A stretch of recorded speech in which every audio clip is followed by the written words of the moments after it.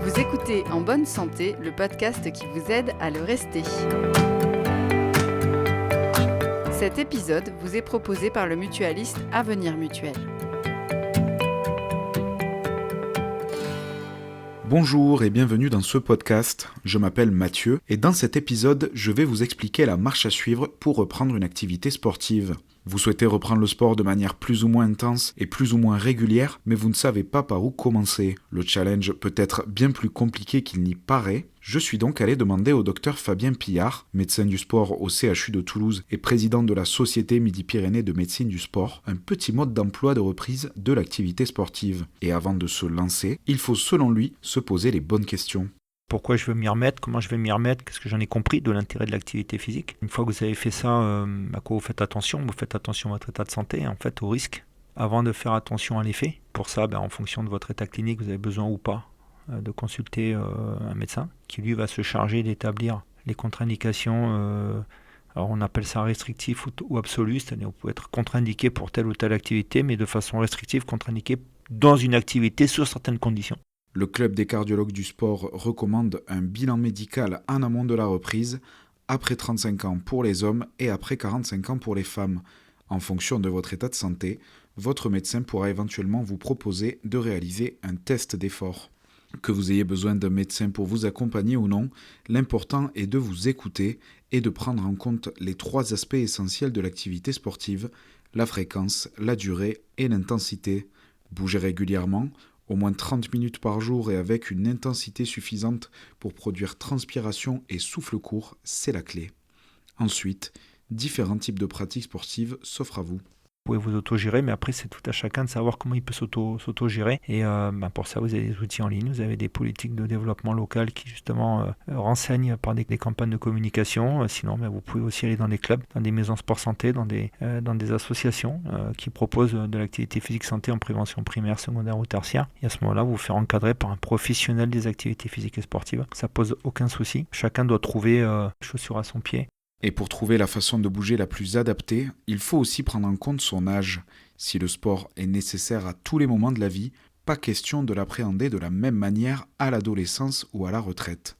Lorsque l'âge avance, il peut être recommandé de suivre un programme de sport santé adapté et surtout de prendre certaines précautions et de faire attention à certaines pratiques. Tout ce qui est traumatique, tout ce qui est à haute inertie, ce n'est absolument pas interdit d'un moment donné à avoir de la haute inertie, une inertie plus grande, mais on va y aller de façon progressive, parce que là on est bien d'accord, on est sur de la mise à niveau, on est sur de la reprise, on est sur de limite de l'éducation pour certains, et on va jouer en durée, on va jouer en intensité, comme je disais tout à l'heure, en dose, en fréquence, dans la semaine aussi, on va mixer dans la semaine, peut-être une séance va être plus cool qu'une autre, une séance sera plus longue qu'une autre, une séance sera plus fractionnée qu'une autre. Qui dit âge avancé ne veut pas dire capacité réduite, c'est même parfois le contraire. Fabien Pillard a même pu observer des éléments qui font désormais consensus au sein de la communauté médicale, le concept de mémoire des muscles et l'accumulation d'un capital sport. Même en ayant arrêté durant des années, la reprise d'une activité sportive sera toujours plus facile pour ceux dont le corps a déjà travaillé. Aujourd'hui, on sait que quand vous commencez tôt à faire de l'activité physique, vous créez un capital performance fonctionnelle qui fait que ça va créer ce qu'on appelle de la mémoire musculaire. Alors ce n'est pas un concept ésotérique, c'est un concept biologique, la mémoire musculaire. Ça va créer de la mémoire musculaire et ça va ralentir le déclin avec l'avancée en âge. Vous allez capitaliser. Maintenant, le mieux, c'est de le maintenir. Quand je dis mémoire musculaire, c'est que le concept est le suivant, c'est quand vous arrêtez de faire de l'activité physique, si vous en avez fait beaucoup avant, suffisamment avant, le moment où vous allez reprendre, vous allez réactiver et revenir vers un niveau de réponse beaucoup plus facilement que si vous n'en aviez jamais fait. Mais ce qui ne veut pas dire quand vous réactivez à 60 ans après avoir fait une vie de labeur, alors que vous étiez très sportif jusqu'à 30 ans, vous allez réactiver au niveau de 30 ans. Non, vous allez réactiver plus vite en étant à 60 que les gens de 60 qui n'en ont jamais fait, mais vous n'aurez jamais à 60 ans la performance fonctionnelle que vous aviez à 30 ans. Maîtriser son rythme, bien choisir sa discipline, écouter son corps selon son âge. Et l'alimentation dans tout ça ? Faut-il l'adapter quand on reprend le sport ? Cet aspect-là est sans doute le plus simple. Il n'y a pas de règle particulière, si ce n'est peut-être de faire attention sur les hautes intensités. On ne va pas être en hypoglycémie, on pourrait trouver des effets un peu plus spécifiques pour le diabétique, pour l'obèse, des maladies comme ça. Pour la sarcopénie, c'est la perte de muscles liée au cancer ou à l'avancée en âge. Insister sur les apports protéiques. Est-ce qu'il y a des protocoles tels des sportifs, des compléments alimentaires, choses comme ça ? Non. Une alimentation naturellement bien conduite, légèrement adaptée à peut-être certaines circonstances particulières en termes d'intensité, en termes de durée, en termes de type d'activité, le renforcement musculaire ou l'intensité élevée et en termes de certaines pathologies, on va dire par l'alimentation naturelle, on doit pouvoir s'en sortir. Bien manger et bien bouger, la recette paraît simple pour une vie plus épanouie. Le docteur ne s'arrête pas là et prône lui une approche plus large qui nous suivrait jusque dans notre sommeil et nos relations. Bien entendu, au niveau alimentaire, l'activité physique, si on parle d'activité physique santé, est totalement indissociable des deux autres piliers que sont l'alimentation et le sommeil. Et j'ai envie de dire le bien-être sociétal.